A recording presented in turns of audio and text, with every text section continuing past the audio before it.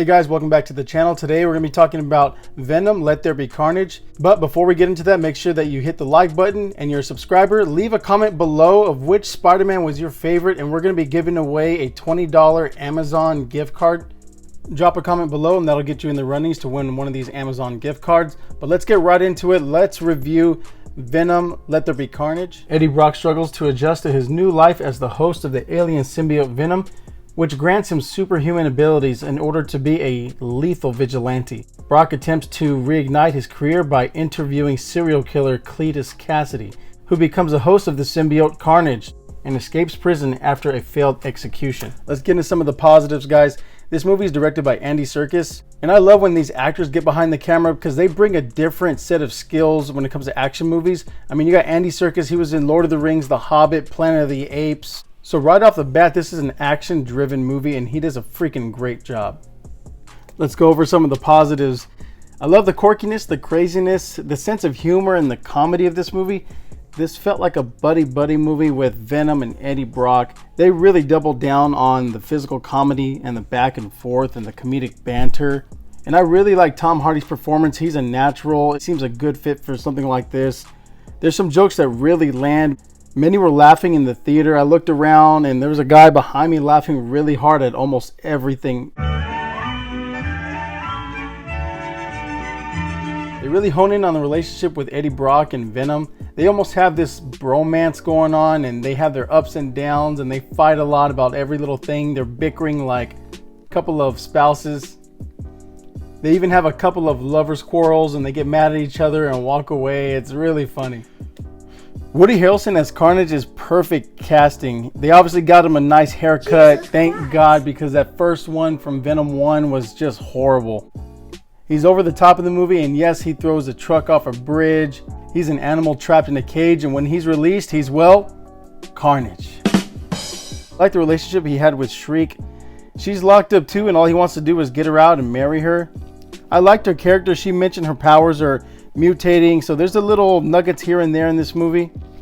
They have this crazy love affair, a couple of psychos on the run. There's obviously a callback to Natural Born Killers. I also like Mrs. Shin, the shop owner from the first movie.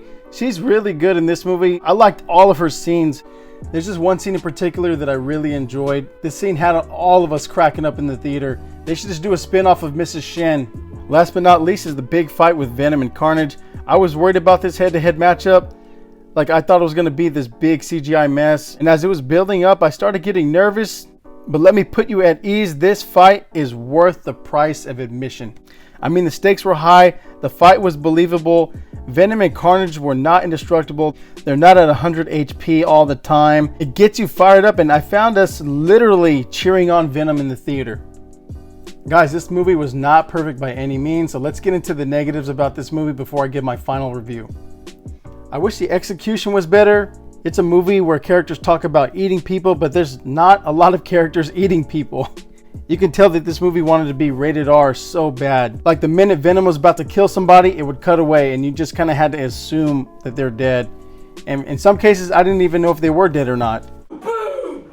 Boom! I'm not even in the scene! You could tell this movie was chopped up in the editing room. And now that I got to sit back and think about it and let it marinate, I noticed that it jumps from plot to the next plot, from scene to scene. This movie throws a lot at us.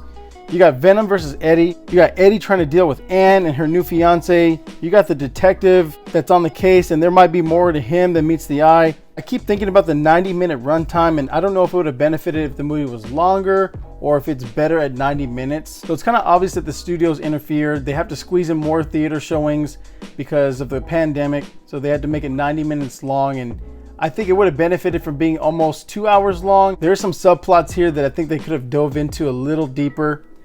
Now let's get into my final thoughts about this movie. I enjoyed Venom. The CGI was phenomenal. Tom Hardy is incredible. He sold this role. He gets super invested in this character. I do wish some of the subplots were more fleshed out. This movie felt a little small. It felt a little contained for such larger-than-life characters. You can tell that there was a lot more here that they just didn't have the time to get into. I enjoyed it more than the first movie. It's all about fun. It's all about Carnage and embracing the madness. And oh my god, the mid-credit scene will make you lose your mind. You guys will shit your little pants. Yes, this mid-credit scene is one of the good ones. Please stick around, sit your ass down, don't even think about getting up and walking towards the exit. So with all of that said, I'm gonna go ahead and give Venom a C+. So that's gonna do it for today, guys. Let me know which movie you want me to review next. Drop it in the comments. Thank you so much for coming back to the channel. Please hit subscribe. Take care of yourself. God bless, and we will see you on the next one.